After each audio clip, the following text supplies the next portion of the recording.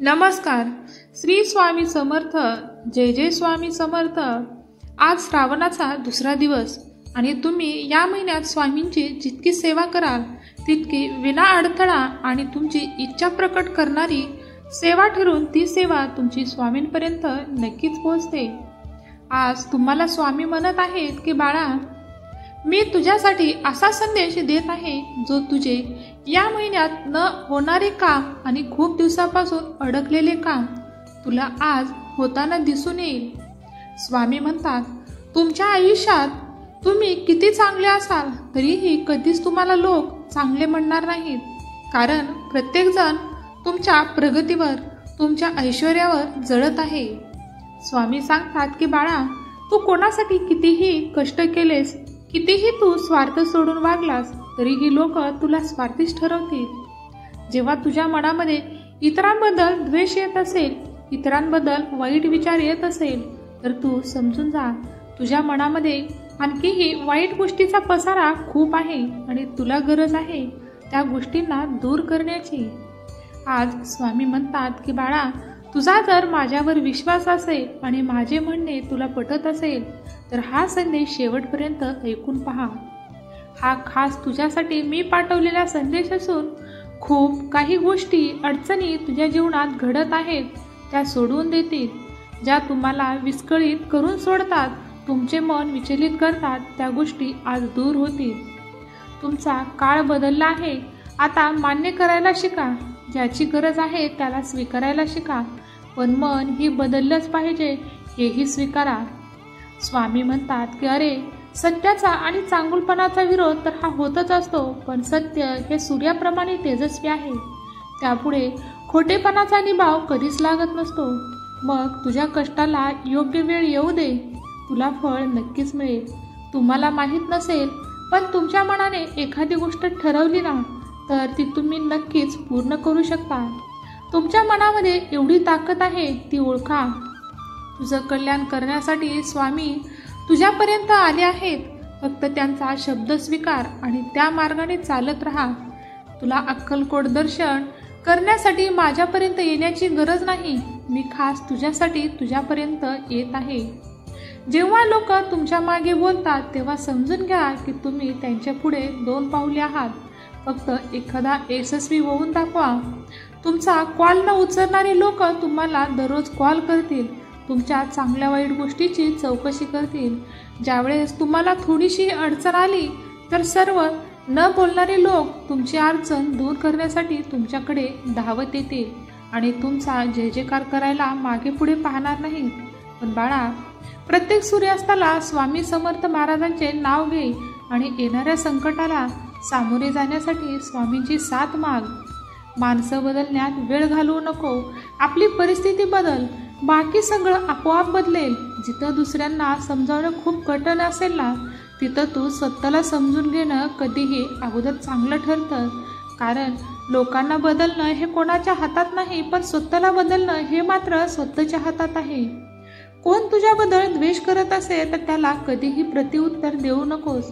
जेही तुझ्याबद्दल वाईट बोलतात त्यांचाही तू आदर कर आणि जे तुझ्याबद्दल कट कारस्थानी करतात त्यांचाही आदर कर, कारण देव त्यांना त्यांच्या कर्माची शिक्षा देणारच आहे, ते त्यांना मान्य करावे लागेल.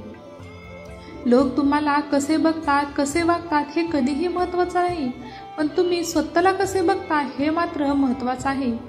आयुष्यातील सर्वात महत्त्वाची गोष्ट ती म्हणजे आज वाटते ती पैसा, पण खरं पाहायला गेलं तर पैशाने सर्व गोष्टी तुम्ही परचेस किंवा स्वीकारू शकत नाही. कारण मनामध्ये असणारा आनंद आणि तुमचे निरोगी शरीर यापेक्षा मोठी कुठलीही संपत्ती मिळणार नाही आणि ती तुम्ही पैशाने कधीही खरेदी करू शकणार नाहीत. मग बाळा, स्वतःचं मन सांभाळा, स्वतःचं शरीर निरोगी ठेवा, बाकी सर्व देवावर सोडा. देव तुम्हाला साथ देण्यासाठी पुढे येतच आहे. फक्त सत्य जाणून सत्याचा मार्ग घेऊन चालत राहा. देव म्हणतात की अरे बाळा, हा संदेश तू शेवटपर्यंत ऐकत आहेस, कारण तुझे स्वामींवर आणि स्वामींच्या प्रत्येक शब्दावर प्रेम आणि विश्वास आहे. म्हणूनच फक्त हा विश्वास कायम ठेव. देव तुझी झोळी कधीही रिकामी ठेवणार नाही. अडथळे काय क्षणिक असतात, पण त्या क्षणात खचून न जाता धीराने उभे राहणं हेच खरं आयुष्य आहे. डोक्यावर बर्फ व जिभेवर साखर असली की सारे प्रश्न आपोआप सुटतात. फक्त विचार कुठून आणि कसे घ्यायचे हे मात्र तुम्ही नक्की करावे. स्वामी म्हणतात की खोटारडा व्यक्ती मोठा आवाज करून खऱ्या व्यक्तीला शांत करतो, पण खऱ्या व्यक्तीचं मन खोट्या व्यक्तीच्या आवाजापेक्षा जास्त प्रभावी असतं आणि त्याचाच प्रभाव जास्त पडत असतो. बाळा, सहमत असशील तर लगेच हो स्वामी आई अशी कमेंट करायला विसरू नकोस. स्वामी सांगतील की बाळा काळजी घे, काळजी करू नकोस, माझा आशीर्वाद सदैव तुझ्या सोबत आहे.